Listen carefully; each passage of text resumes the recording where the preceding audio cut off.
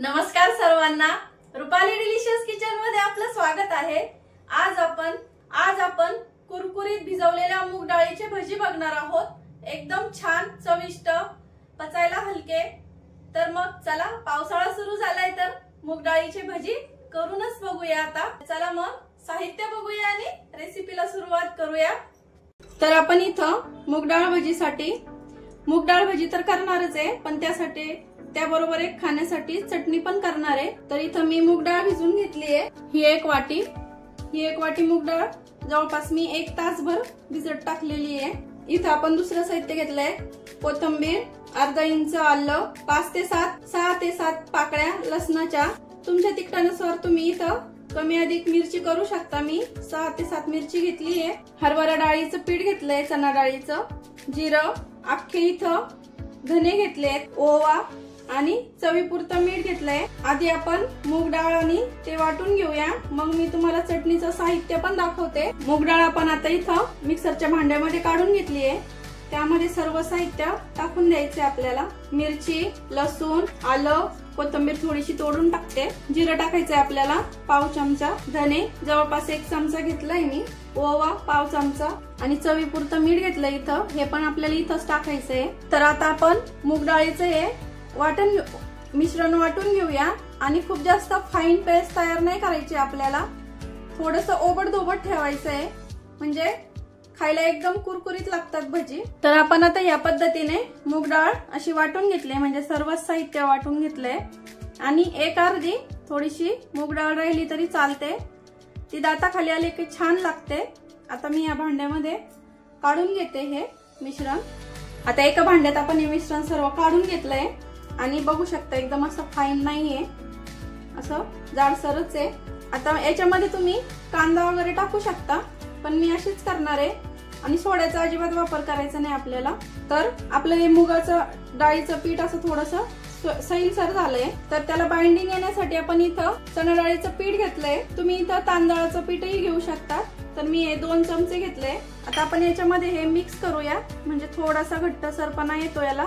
आणि थोडंसं 2 मिनिटांसाठी आपल्याला हे छान फेटून घ्यायचंय। जसं ढोकळ्याच्या पिठाला वगैरे आपण फेटून घेतो त्याप्रमाणे आपल्याला हे छान फेटून घ्यायचंय आता इथं, म्हणजे भजी अशी हलकी होतात आणि कुरकुरीत पण तेवढीच होतात। तर आपलं पीठ असं फेटून झालंय आणि बघू शकता असं मस्त हलकं लागतंय हाताला। यामुळे भजी अशी तेलकट पण होत नाही, कुरकुरीत पण होतात। तर तुम्ही ही ट्रिक नक्की फॉलो करा। तर आपण आता चटणीचं साहित्य बघूया। तर भजी सोबत जी चटणी करणार आहे तिचं साहित्य आपण इथं घेतलेलं आहे। आता कोथिंबीर घेतली भरपूर अशी, पुदिना असला तर पुदिना पण घ्या, 4 ते 5 लसणाच्या पाकळ्या, अर्धा इंच आलं, 3 हिरवी मिरची, थोडंसं जिरं घेणार आहे आणि चवीपुरतं मीठ घेतलंय इथं। आता आपण हे मिक्सरच्या भांड्यात काढून घेऊ सगळे साहित्य एकत्रच। पाव चमचा जिरं टाकून घेते, जिऱ्याने छान चव येते चटणीला। आणि चवीपुरतं मीठ। आता थोडंसं पाणी टाकून आपल्याला हे वाटण, म्हणजे ही चटणी तयार करून घ्यायची इथं। तर आपली चटणी इथं वाटून तयार आहे। मी अगदी 3 ते 4 चमचेच पाणी टाकून ही चटणी वाटून घेतली आहे। थोडीशी पातळच छान लागते ही चटणी। तर मग आता आपण भजी करून घेऊया मस्त अशी कुरकुरीत। आता तेल गरम करायला ठेवलंय इथं, चटणी वाटेपर्यंत आपलं तेल गरम झालंय छान। आता भजी सोडायच्या आधी आपल्याला थोडंसं पीठ अजून मिक्स करून घ्यायचं आहे।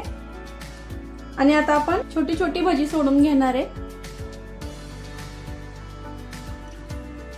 तेल छान गरम झालंय, अगदी आपल्याला परफेक्ट जेवढं पाहिजे तेवढं।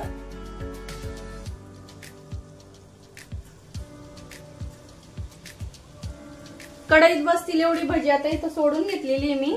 लगेच झाऱ्या नाही लावायचा सगळी भजी सोडल्याशिवाय, आणि गॅस मीडियम ठेवायचा आहे भजी सोडताना पण आणि तळताना पण, म्हणजे छान तळून निघतात आपली भजी।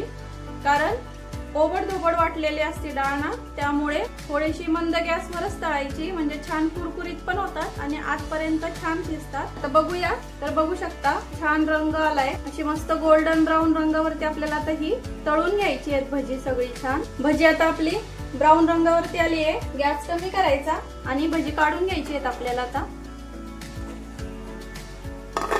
तर आवाज बघू शकता, तर सेकंड बॅच पण आपल्याला ह्याच प्रमाणे इथं तेलामध्ये सोडून घ्यायची आहे। छोटी छोटी सोडायची भजी। गॅस मीडियम करते।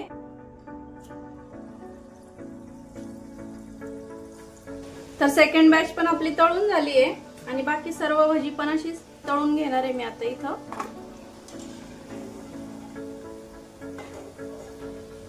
या भजींचा पण तुम्ही आवाज बघू शकता किती छान येतोय, एकदम असे कुरकुरीत झालेत हे पण। भिजवलेल्या मूग डाळीची अशी कुरकुरीत भजी बघू शकता आवाज, आणि त्यासोबत मस्त अशी खमंग अशी चटणी। फोडणी वगैरे द्यायची चटणीला काहीच गरज नाहीये। तर एक तोडून दाखवते मी। तर बघू शकता किती छान अशी जाळी पडली आहे फेटून घेतल्यामुळं, आणि एकदम असे मऊ झालेत, आतून मऊ आणि बाहेरनं कुरकुरीत झालेत मस्त। तर कुरकुरीत अशी भिजवलेल्या मूग डाळीची भजी आणि त्यासोबत अशी चटपटीत अशी मस्त चटणी। तर रेसिपी कशी वाटली कमेंट मध्ये नक्की सांगा। रेसिपी आवडली असेल तर लाईक शेअर सबस्क्राईब करायला विसरू नका। रेसिपी नक्की ट्राय करा, कारण घरचं जेवण हे खरंच स्वादिष्ट असतं। अशाच नवीन छान छान रेसिपींसोबत पुन्हा भेटूया। तोपर्यंत बाय बाय।